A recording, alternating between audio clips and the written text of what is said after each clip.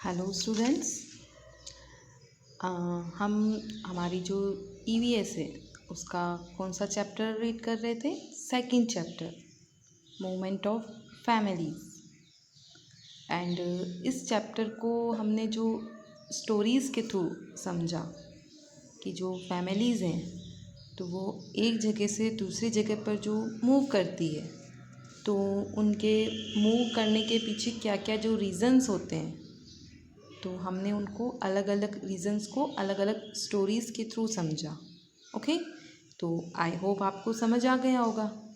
तो चलिए आज हम इस चैप्टर के जो नेक्स्ट पैराग्राफ है उसको देखते हैं, जिसमें हमें एक नई स्टोरी दी गई है कि इस पैराग्राफ में हम एक नई स्टोरी पढ़ते हैं। Okay, Galiyakot is a town in district Dungarpur. कि जो गलीकोट है कि यहाँ पर एक नई जो स्टोरी दी गई है जो कि राजस्थान के डूंगरपुर डिस्ट्रिक्ट की है।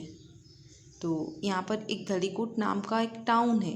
टाउन मीन्स क्या होता है? एक छोटा सा कस्बा है। Where the world famous tomb of Maula Fakhruddin. कि यहाँ पर क्या है, जो डूंगरपुर डिस्ट्रिक्ट के गलीकोट टाउन है तो यहाँ पर वर्ल्ड फेमस, जो कि वर्ल्ड में पूरे वर्ल्ड में जो चीज़ें फेमस होती है उसे हम वर्ल्ड फेमस कहते हैं। तो उनमें से एक टॉम है। तो टॉम मतलब क्या होता है? मकबरा। कि जो व्यक्ति मर जाता है तो फिर मुस्लिम क्या बनवाते हैं? उनका टॉम बनवाते हैं। जैसे कि आपने सुना होगा कि दिल्ली में हुमायूं का मकबरा, तो इस तरह से उसे हुमायूं टॉम कहते हैं। तो वैसे ही यहाँ पर क्या है? मौला फ़खरुद्दीन का टॉम है जो कि बहुत ही ज़्यादा क्या है? फेमस है। एंड इसके अलावा यहाँ पर Shitla Mata temple, Jain temples which are fine specimen of extraordinary architecture. कि इसके अलावा यहाँ पर जो शीतला माता टेम्पल है एंड जैन टेम्पल्स है कि कई सारे ऐसे जो टेम्पल्स हैं जो कि बहुत ही अच्छे से, मतलब कि अगर आप इनकी डिज़ाइन को देखेंगे तो वह बहुत सारी ऐसी जो चीज़ें देखने को मिलेगी आपको यहाँ पर। जैसे कि हम राजस्थान के जो भी टेम्पल्स हैं उनको देखेंगे तो उसमें ज़्यादातर प्योर मार्बल को यूज़ किया गया है। तो जो कि अभी तो ये बनाए नहीं गए हैं, दे आर एंशियंट, कि इनको हज़ारों साल पहले बनाया गया होगा। तो स्पेशल आर्किटेक्चर यूज़ किया गया इनको बनाने के लिए। तो इसके लिए इसमें यह बोला भी गया है कि दे आर एक्स्ट्रा ऑर्डिनरी। इसमें क्या वर्ड यूज़ किया गया है? Extra ordinary. तो एक्स्ट्रा ऑर्डिनरी का मतलब है कि इसमें इसकी तारीफ़ कर रहे हैं कि यह असाधारण कला एवं शिल्प क्या है, जो कि कोई नॉर्मल नहीं है, वह बहुत ही अलग हट कर है, इसलिए इसके लिए यहाँ पर एक्स्ट्रा ऑर्डिनरी का यूज़ किया गया है। Okay, and Somnath temple are located. कि और यहाँ पर जो सोमनाथ टेम्पल है जो कि गॉड शिव को डेडिकेटेड है तो वो भी यहाँ पर लोकेटेड है। Due to construction of Kadana dam in the state of Gujarat. कि यहाँ की जो गुजरात स्टेट है तो वहाँ पर क्या? कदान डैम है। This area came with in the range of inundated area.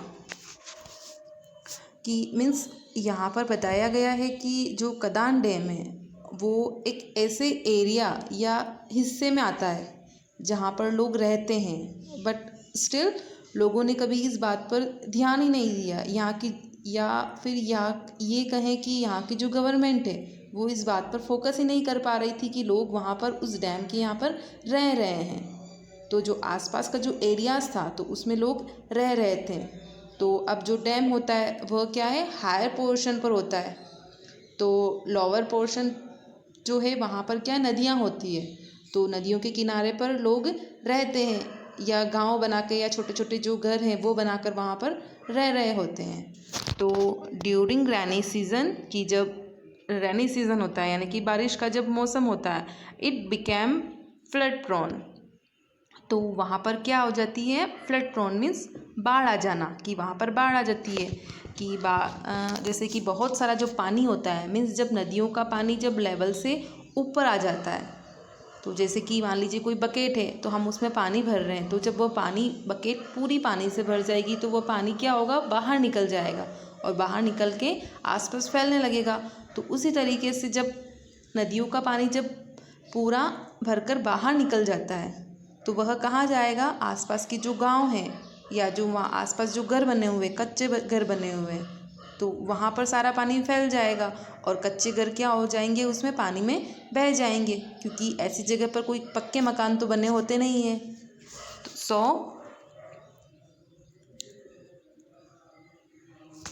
तो during rainy season it became flood prone, कि रैनी सीजन में या जो बारिश का मौसम है तो वो यहाँ पर बाढ़ आ जाती है।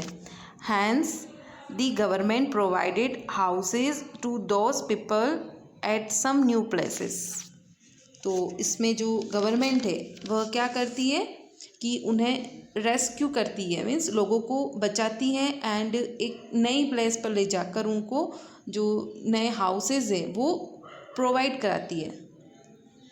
It provide them the facilities of school, hospital etcetera, कि जो गवर्नमेंट है तो वह एक नया घर तो प्रोवाइड करती ही है, इसके अलावा वह क्या करती है, वहाँ पर जो स्कूल्स हैं, हॉस्पिटल्स हैं, तो उनको जो लोगों को जो ज़रूरत है तो उनको वह भी वहाँ पर ओपन करती है। टुडे यानी कि आज, this is noun us rehabilitation colony, कि आज जो क्या है इसे हम रिहैबिलिटेशन कॉलोनी के नाम से जानते हैं। कि रिहैबिलिटेशन का मतलब क्या होता है कि एक्चुअली वह जगह जहाँ पर लोगों को फिर से बसाया जाता है, जिसे हम पुनर्निवास केंद्र कहते हैं। ओके, तो ऐसी कॉलोनी जहाँ पर लोगों को पुनर्निवास हुआ हो या फिर से रहने के लिए आए हैं, एंड यहाँ पर उनको जो जो फैसिलिटीज़ जैसे कि स्कूल्स है, हॉस्पिटल्स हैं, तो ये सारी जो फैसिलिटीज़ हैं तो गवर्नमेंट क्या करती है, इनको प्रोवाइड करती है। ठीक है, तो some people are still living at their native place due to not living their field etcetera, कि कुछ लोग ऐसे होते हैं जो कि अभी भी उसी जगह पर रह रहे हैं जहाँ पर पहले क्या आई थी, फ्लड आई थी, जो कि फिर से आ सकती है एंड वो बहुत ही हार्मफुल है। तो लेकिन क्योंकि जो लोग वहाँ पर रह रहे होते हैं तो उनका ये मानना होता है कि अगर वो अपने फील्ड को छोड़ देंगे तो कोई और उसके ऊपर कब्जा कर लेगा, या फिर ये मान लीजिए कि जब फ्लड आई है तो कभी ना कभी तो वो सूखेगी, तो जो लोग वहाँ पर रह रहे हैं कि आसपास जो लोग रहते हैं वो क्या कर लेंगे, उसके ऊपर ऑक्यूपाई कर लेंगे, यानी कि उस पर कब्जा कर लेंगे। तो इस तरीके से उनकी जो ज़मीनें हैं वो उनसे छूट जाएगी। तो कुछ लोग इस वजह से उस जगह को छोड़कर नहीं जाना चाहते हैं। ओके, तो ये था हमारा chapter. Let's see, do you know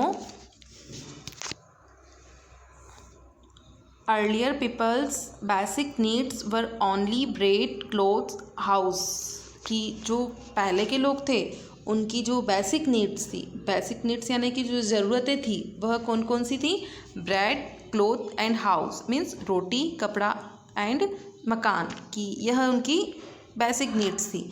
but now, लेकिन अब people's basic needs have become bread, cloth, house, education, employment and luxury.